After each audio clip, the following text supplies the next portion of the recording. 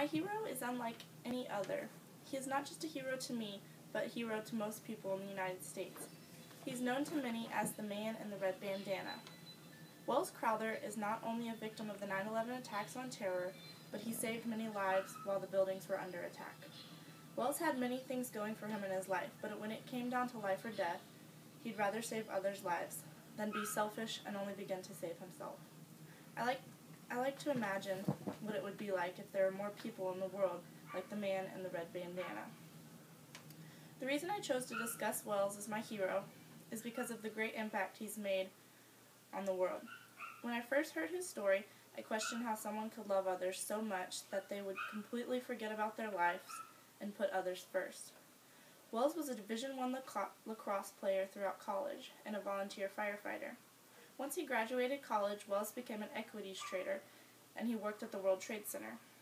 Not long before the attacks, he called his father and told him that he planned to quit his job and become a New York City firefighter. After the attack on the first building, Welles knew something was happening, and it wasn't going to end well. He was on the 78th floor. The second plane hit the floors below, but still everything was ambushed. At the time, Welles was unharmed, but saw many others in need of help. As reported by survivors, Welles said, "If you can stand, get up and help others." Welles led many injured to a staircase he found and saved more than 15 lives. A few minutes later, the building collapsed. Welles was still on the 78th floor, attempting to save lives. Another reason I chose Welles as my hero is because he knew when to take off his equity trader hat and put on his fireman hat. I think this is something the whole world could learn from. If there were more people like Welles in the world, things would be very different.